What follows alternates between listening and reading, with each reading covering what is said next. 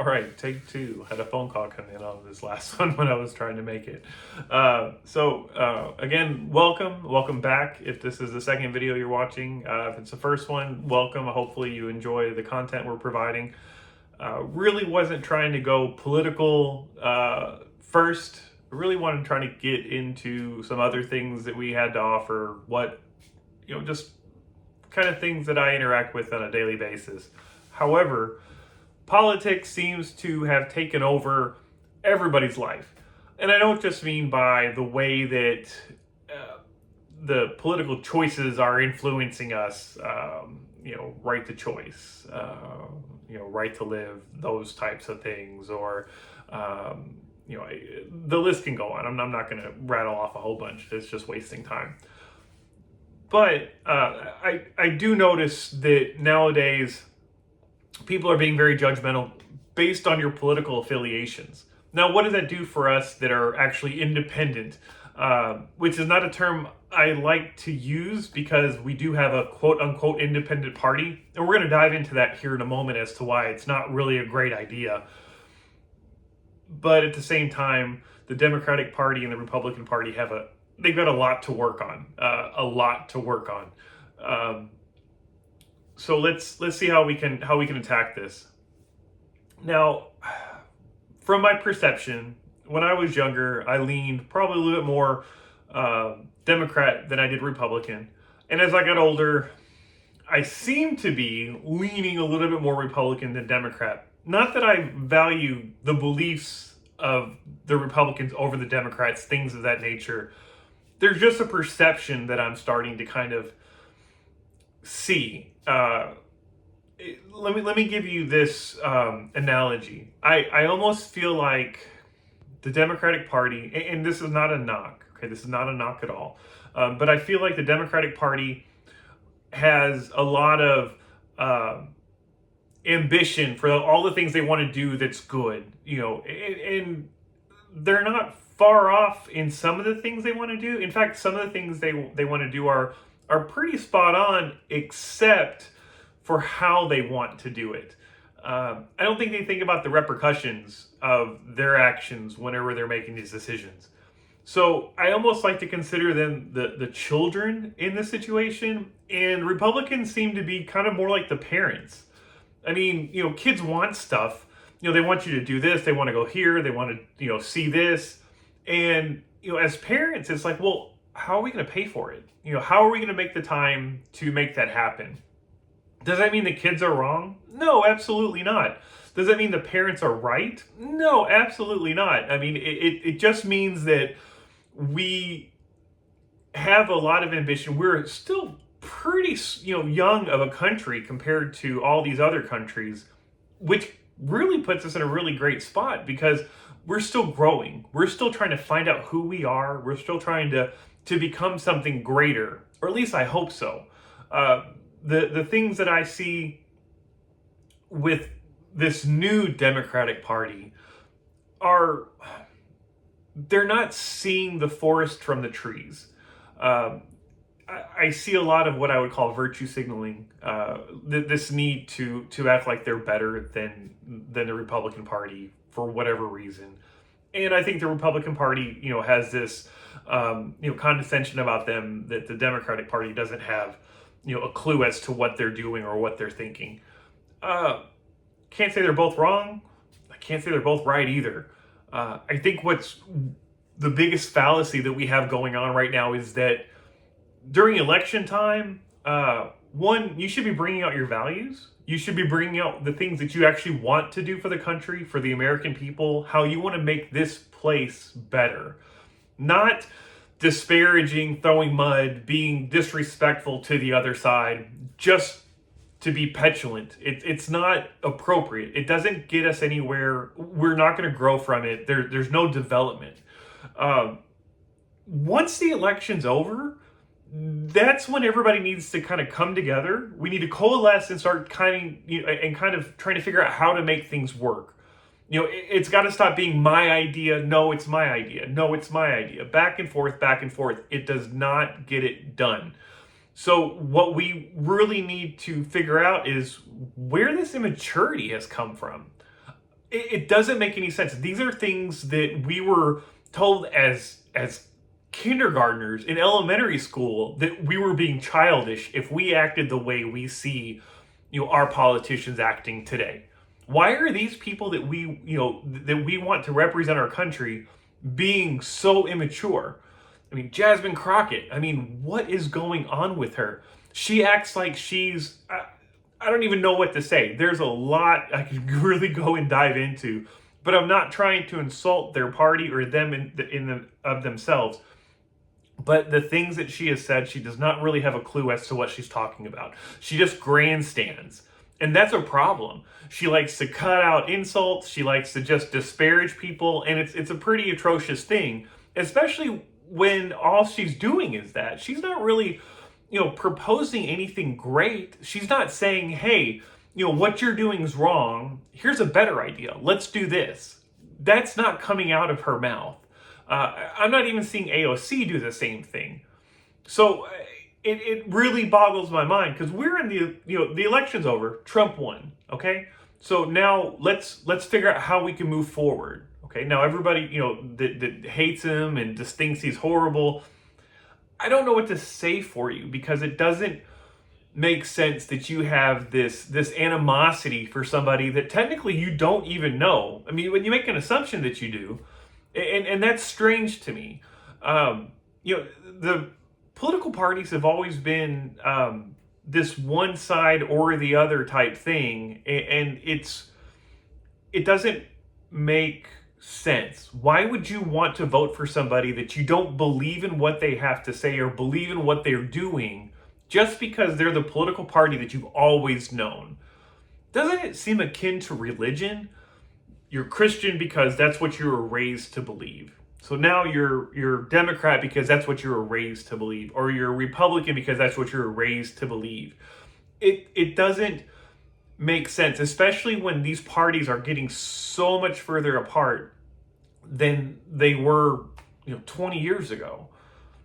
I mean, people just, like I said, grandstand. That's what I see most. Trump's not doing a lot of great things either. I'm not saying that he's the worst candidate. By far, he's not. I think he's doing a lot of things that we needed done, and I think he's getting a lot of flack for a lot of things that happened prior to his his current administration. Last 4 years weren't exactly great, and I don't know anybody that can say otherwise. After COVID, the decisions that the Democratic Party made, they caused small businesses to go out en masse. I mean, you can't tell a company that they can't be open and expect them to survive. The mortgage still has to be paid. Rent has to still be paid. Insurance has to still be paid. You can't get away from that because you want to close a company down. It doesn't make any sense. There wasn't any forethought in that whatsoever. So whenever all these people lost all their jobs, and a lot of small businesses had to go back to work for other people. So when Biden said, "Oh, we've had the highest job, return in history," that's disingenuous. That is the furthest from the truth you could possibly get, because it's not fair. There were people that were laid off. There was a company that I was working for during COVID. They essentially cut us down to 60% of what we were making in order to keep us on. Now, not every company did that, but there were what's the word I'm looking for? Incentives to do this to their employees.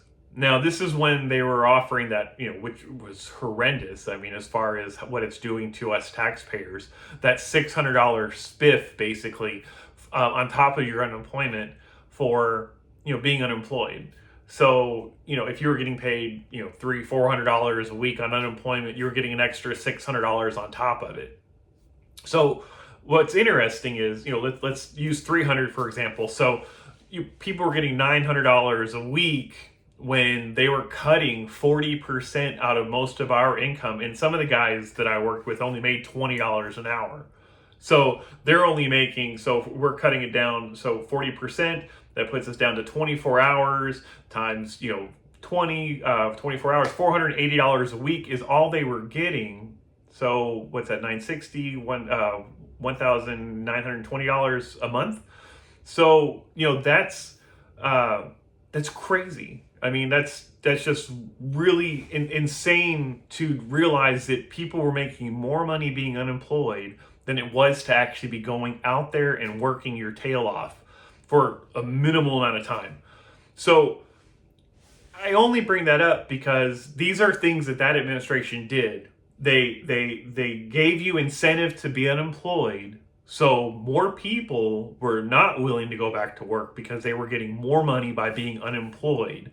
And then you had a lot of people that were still losing money because of the fact that they were doing the right thing. They were trying to put in the hours, but because they were, the company that they worked for were incentivized, instead of laying off 40% of the workforce and giving everybody 100% of their pay, they did that.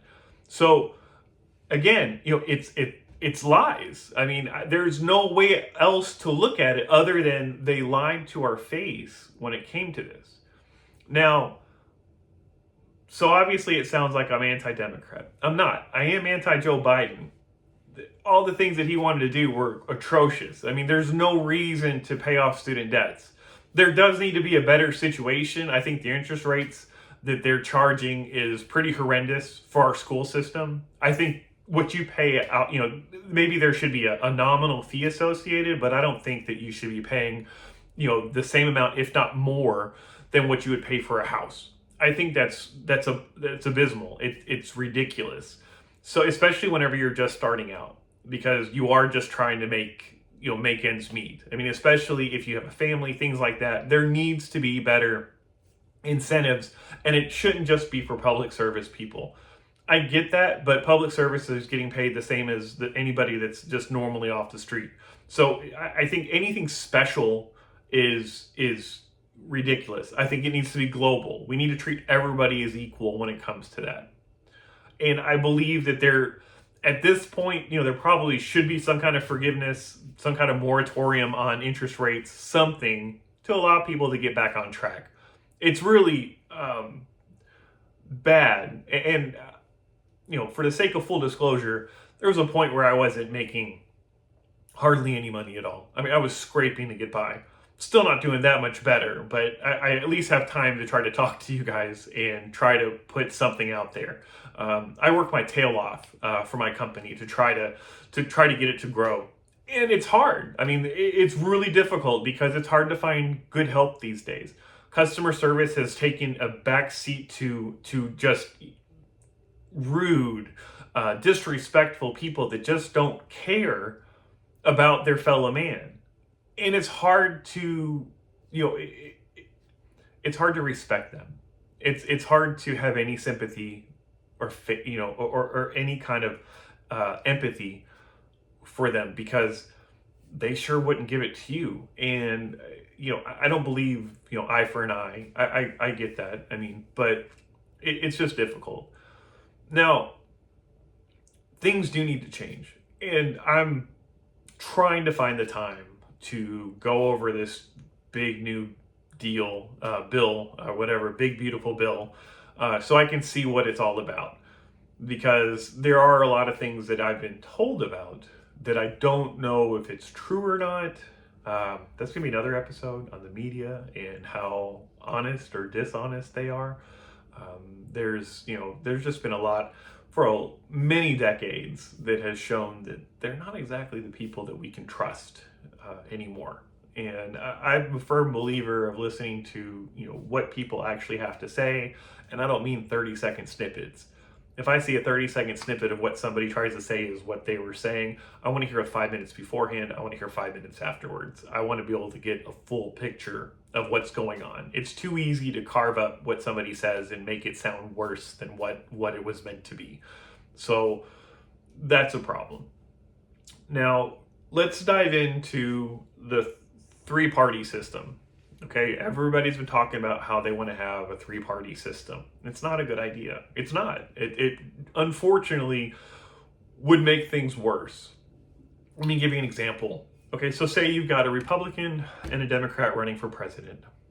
and you have, the Democrats aren't winning very well, okay, or the Republicans. Let's just, because right now everybody seems to just be hating on the Republicans. Let's say the Republicans aren't doing very well, okay? It would be very easy to insert somebody, say they're an independent candidate, and make them be very similar to that of the Democrats, okay?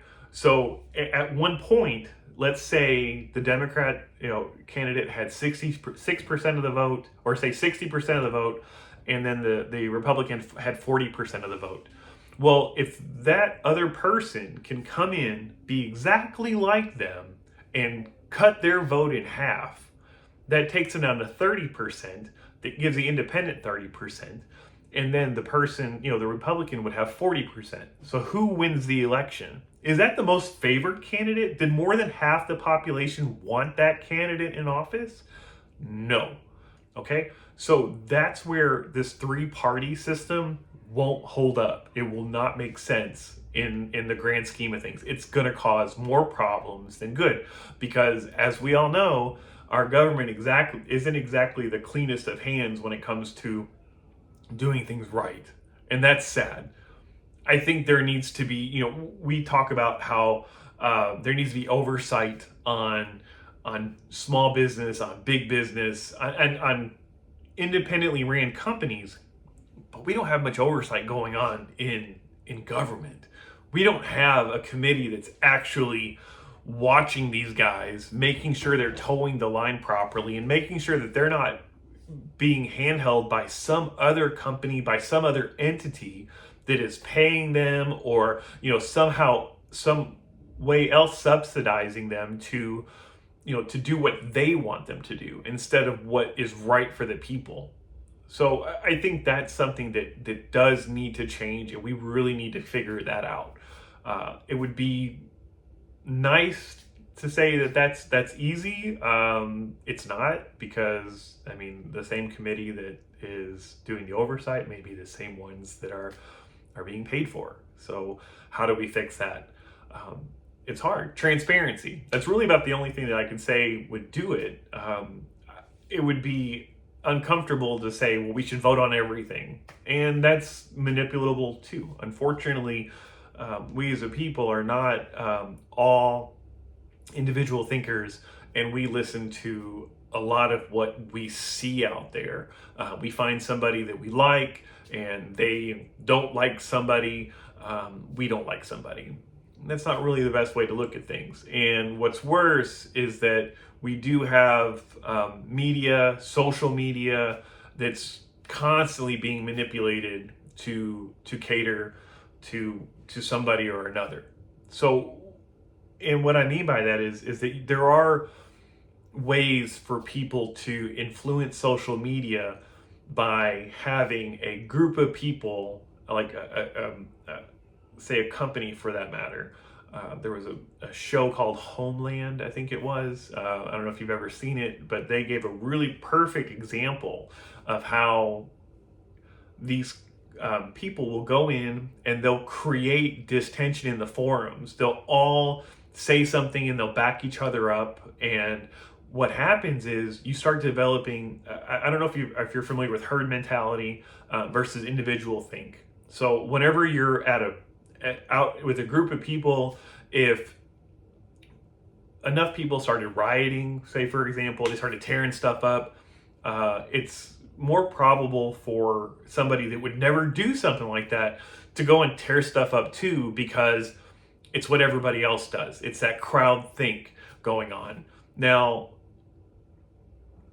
that on a social media level kind of goes, if you start seeing enough people that are anti-X, and you may not have been anti-X before, but because enough people have seen it, instead of finding out your own information, investigating yourself, you think, well, if the majority of the people don't like X, I don't like X either. And that's why. And I'm not talking about Twitter, by the way, just to throw that out. I'm just referencing, the unknown variable, okay? I think Twitter's fine. I have nothing but respect for Elon Musk. I I don't think he's like the greatest gift to mankind or anything. He's a very smart man. He's very intelligent. I respect that about him. I don't know enough about him to make assessments. Whether negative or positive to the nth degree. So anyway, again, Republicans and Democrats really just need to figure out how to get along. The people that they lose when they go to these far extremes are the people such as myself that just ride the middle. We're just looking for the best candidate. We're not looking to support our party. We don't have a party per se. We just want to make sure that we are being looked after. We want small government. So I guess that would make me a libertarian when it comes down to that, I suppose. I don't need government in my face. I don't need government to tax us so much that it starts costing us more money out of pocket for us to be able to live and do normal things, because we got to pay taxes for something else in excess. Because it doesn't, for those that want to grow and want to develop and want to be better people, to have to be overtaxed only gives that money to people that are not trying to develop and be the best they can be. It's not fair. And we'll get into socialism and stuff later on. I just realized I kind of pulled this really long. This is over 20 minutes, so I apologize about that. Hopefully it wasn't a lot of rambling. If you've noticed, there's no cuts. There's no, today there's no cards. I'm working on that. I'm still trying to get a lot of stuff done at my house. I still have the company to run. So this is, we're going to call it a hobby right now, because that's about all it is. It's something that I think in my mind, I'm like, this is something I want to do. I've been wanting to do it. I've said this in my last video. And now I'm finally getting out and doing it. I may be definitely not the person to listen to and get advice from, but at the same time, a lot of my friends used to value a lot of my input when we were growing up. I was the counselor. I am deemed an INFJ in that Myers-Briggs personality type. So I do, like I said, I do want to put this place in better condition than when I got here. I do want to leave it, hopefully with some kind of mark that was for the good. I'd like to, for people to, when they, look upon me after I passed away, to say, Jimmy was out there. He did try to make this world a better place, instead of just for himself. Because right now, once you get out of, living a life where it's hand to mouth and you're kind of in a fight or flight mode, you can finally start, kind of trying to give back. There wasn't a lot that I was given. Don't get me wrong. We'll talk about that later on. When people talk about privilege and things like that, I don't know how many people can look at me in the face and say that they never had running water in their house before. That's where I lived when I lived with my grandparents. We did not have running water. We had to go pick up water from our aunts and uncles and stuff. We would have to go there with a bunch of gallon jugs and 2-liter bottles. So privilege missed me by a mile. And that's okay. That's another story, because when it comes down to it, it's the bad things in life that shape us. It's the hard things. What they say, tough times make tough people. Easy times make weak people. I mean, there's a lot to that, and we'll get into that too, because I do want to do an episode on victimhood, this whole victim mentality. I don't understand why it became so popular. It blows my mind. I've never seen this competition to be the biggest victim. I feel like it's a TV show, instead of the biggest loser, who's the biggest victim. So anyway, thanks a lot for watching. I appreciate your time. I hope you guys have a really great day. Today is Thursday, the 31st. Hope the weekend is magnificent for everybody, and you just be out there and be safe. Thanks a lot. Have a great day.